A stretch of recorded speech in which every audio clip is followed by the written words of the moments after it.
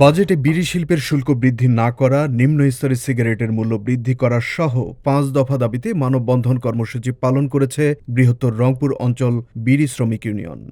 বুধবার ৬ মে সকাল ১০:৩০টায় রংপুর জেলা প্রশাসকের কার্যালয়ের সামনে এ মানববন্ধন কর্মসূচি পালন করেন তাঁরা। মানববন্ধন শেষে রংপুর জেলা প্রশাসক মোহাম্মদ রুহুল আমিনের মাধ্যমে প্রধানমন্ত্রী বরাবর ৫ দফা দাবি সম্বলিত স্মারকলিপি প্রদান করেন শ্রমিকরা।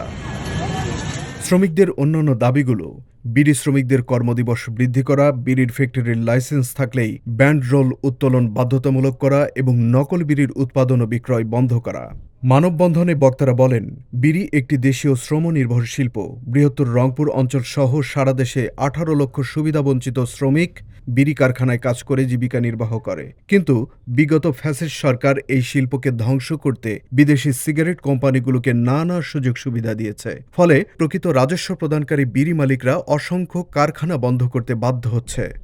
আপনারা জানেন, শহীদ প্রেসিডেন্ট জিয়াউর রহমানের সময়ে বাজেটে যখন বিড়ির উপর কর বাড়ানোর প্রস্তাব আসত, তিনি তা স্পষ্টভাবে বলতেন, বিড়ি হলো গরিব মানুষের সিগারেট। যারা দিনমজুর বা রিকশা চালক, তাদের বিনোদনের উপায় খুব সীমিত।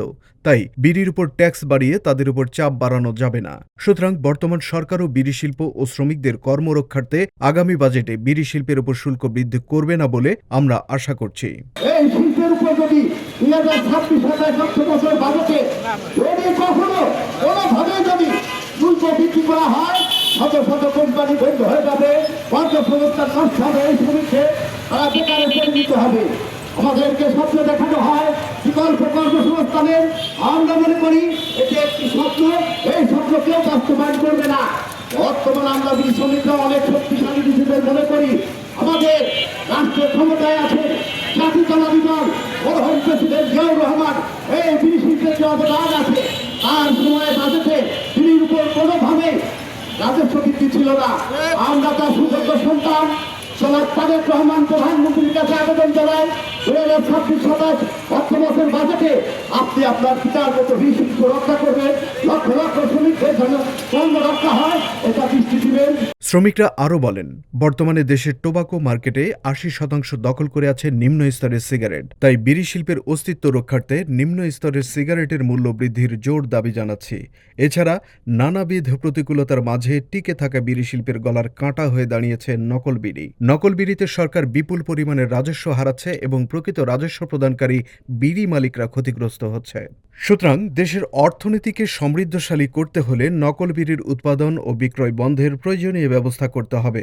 একই সাথে বিড়ি ফ্যাক্টরির লাইসেন্স থাকলেই ব্যান্ড রোল উত্তোলন বাধ্যতামূলক করতে হবে। বিড়ির উপর লাগিয়ে বিদেশি টাকা খাওয়ার জন্য এই বদমাইশেরা আটটা এবং অন্যান্য কিছু ডাক্তার ইউটি পরিস্থিতির পিছনে ঘুরে আমরা ঘুরে কিন্তু বন্ধ। দীর্ঘ কর্মসংস্থান জীবনে আজ ৫০ বছর ধরে আমি সরকারের সঙ্গে জড়িত আছি এবং তারা কোনোদিন বলে যে বিকল্প সংস্কার এইটা করো। মাননীয় প্রধানমন্ত্রীকে আমি আহ্বান জানাই, আপনি শ্রমিক বান্ধব, কৃষক বান্ধব, শ্রমিক গরিব মানুষের উপকার করেন, না করেন দেশের প্রেক্ষাপট রাজনৈতিক ধারা জাতীয় আন্তর্জাতিকভাবে পরিবর্তন হয়ে গেছে। আপনারা ভুল ঔপনিবেশিক ব্যবস্থা দিয়ে আর পরিচালনা করার চিন্তা করেন না, শ্রমিকদের প্রতিনিধিত্বের ব্যবস্থা করুন। বৃহত্তর রংপুর অঞ্চল বিড়ি শ্রমিক ইউনিয়নের সাধারণ সম্পাদক আবুল হাসনাত লাবলুর সঞ্চালনায় মানববন্ধনের সভাপতিত্ব করেন সংগঠনের সভাপতি আমিন উদ্দিন বিএসসি। এ সময় বক্তব্য রাখেন বাংলাদেশ বিড়ি শ্রমিক ফেডারেশনের সাধারণ সম্পাদক হারিক হোসেন, সহসভাপতি মোহাম্মদ নাজিম উদ্দিন, আনোয়ার হোসেন, যুগ্ম সম্পাদক আব্দুল গফুর, সাংগঠনিক সম্পাদক শামীম ইসলাম প্রমুখ। লক্ষ লক্ষ বিড়ি শ্রমিকের কর্মের ব্যবস্থা নিশ্চয়তা করবে সাথী বন্ধুরা।